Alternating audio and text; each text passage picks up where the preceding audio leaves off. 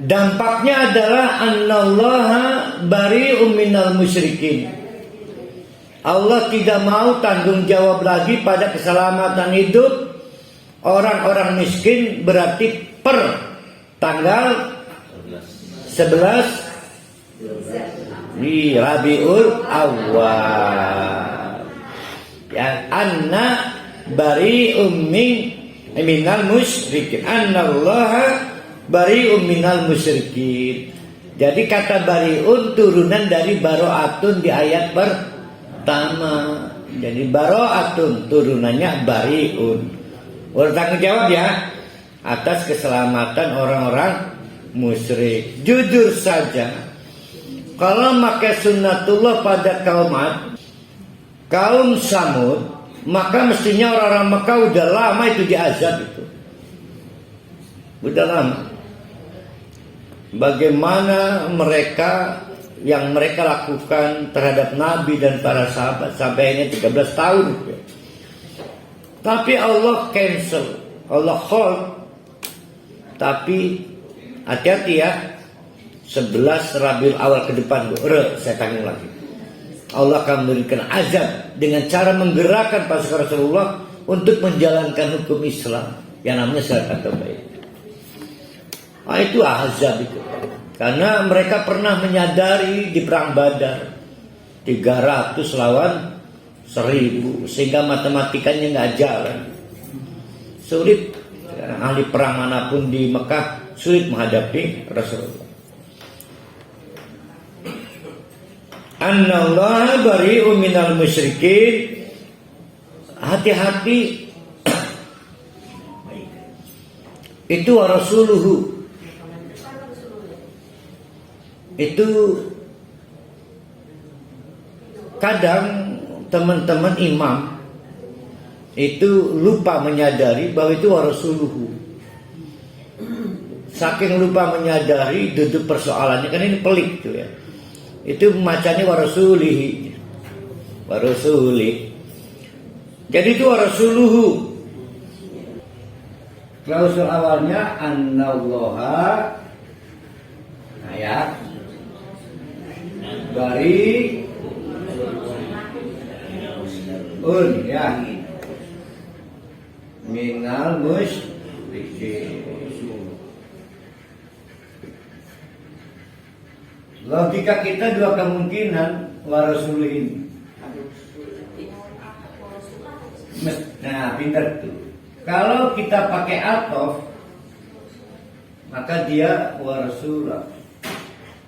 Tapi para ulama meyakini ini bukan wa atof, ini wa ibtida, sehingga menjadi kalimatnya wa rasuluhu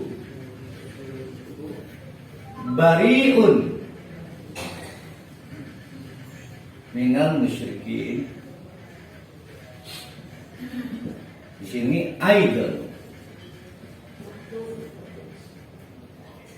Jadi seolah-olah begitu. Idol berarti juga. Kok tidak disamakan dengan atofnya menjadi wa anna rasulahu? Nah, inilah perbedaannya, sehingga menjadi berbeda cara Allah barik dengan cara Rasulullah barik. Karena Allah itu kalaupun barik tetap ngasih rezeki, ngasih rahmat, ngasih kesembuhan tetap. Tapi Umar bin Khattab kan putus hubungan, Abu Bakar putus hubungan, karena manusia dengan Allah itu berbeda. Maka tidak sama, tidak menggunakan anna. Dan sekali lagi ini bukan wa atof. Kalau dia wa atof, maka menjadi wa rasulahu atau wa anna rasul. Tapi ini bukan, wa tidak, ini kalimat baru. Fa in tubtum, lain persoalan kalau kalian menyatakan bertobat, berhenti dari kemusyrikan, berhenti dari kekafiran, maka izin tinggal diberikan sebagai mu'alaf. Syaratnya bertobat, tapi masuk program rehabilitasi, karena ada klausul-klausul yang harus dilengkapi, seperti pembinaan, konseling, bahkan praktek membayar zakat, sholat di bawah pendampingan, nggak bisa dilepas begitu saja. Jadi Mekah bukan daerah coba-coba. Jadi di Mekah itu orang Muslim dipastikan Muslim yang sebenarnya. Maka kalau baru mu'alaf, dia masuk dalam program pendampingan. Di antaranya apa? Yaitu fa in tubtum fa huwa khairul lakum. Jadi itu khairun, sehingga tidak berbanding. Kalau saya bilang Pak Rohali lebih besar daripada Pak Jamal, berarti akbar. Ini khairun, sehingga tidak ada pilihan lain. Pilihannya cuma satu, bertobat. Fa in tubtum khairul lakum. Cuma ada satu pilihan yang terbaik, yaitu bertobat. Kamu dapat banyak keuntungan. Kamu dapat Islam, kamu dapat tempat tinggal yang penuh kemewahan dari Allah, namanya Mekah. Ya, Mekah adalah suatu kawasan khusus yang diberkati oleh Allah. Wa in tawallaitum, tapi kalau kamu tetap membangkang, melakukan perlawanan pada maklumat dan pengumuman Allah ini, sekali lagi saya tegaskan, fa annakum ifa'lamu, maka ketahuilah, annakum gairu mu'jizillah, kamu bukan lawan tanding Allah. Diulang lagi. Nanti diulang lagi di ayat berikutnya itu, 3 kali dengan kalimat yang sama. Oleh karena itu, hai orang-orang Islam, wa basyiril ladzina kafaru, beri kado terbaik untuk mereka kalau mereka membangkang. Kado yang paling membahagiakan. Apa itu? Yaitu azab yang pedih. Nah, sehingga kemudian menjadi tafsir azabun alim ini adalah pilihan kalau membunuh dengan cara sadis. Ada pandangan begitu, tapi jauh lebih banyak nggak begitu.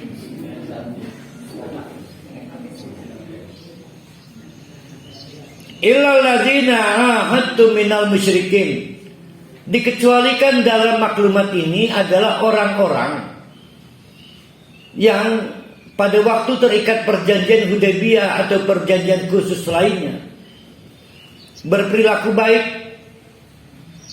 tidak memiliki rekod catatan pernah melanggar perjanjian itu, dan Nabi Muhammad memiliki catatan. Maka orang-orang ini diberikan hak khusus, ya, akan mendapatkan perlindungan khusus sampai perjanjiannya selesai.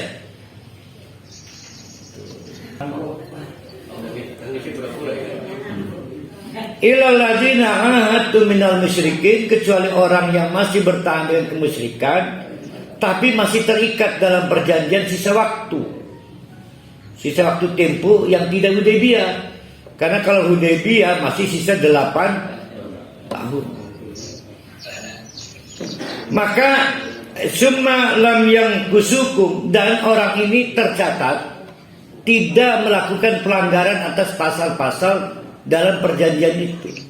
Lam yang kusukum, tidak nuksun, tidak mengurangi dari portofolio yang ada dalam perjanjian itu. Syai'an, sedikit pun, walaupun tidak pakai helm, nggak ada melanggar. Walam yudahiru alaikum ahadan, bahkan tidak pernah ngelunjak merasa lebih berkuasa pada diri kalian. Tidak akan menjadi ancaman lemah mereka. bukan dari orang yang membahayakan secara fisik, bahkan cenderung sebenarnya orang lemah.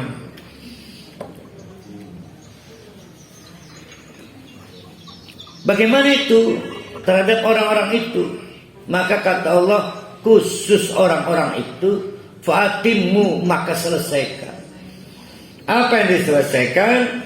Yaitu ilaihim ahdahum ila muddatin, sampai batas waktu perjanjian. Tenornya berapa bulan lagi? Ada yang 9 bulan, selesaikan sampai 9 bulan.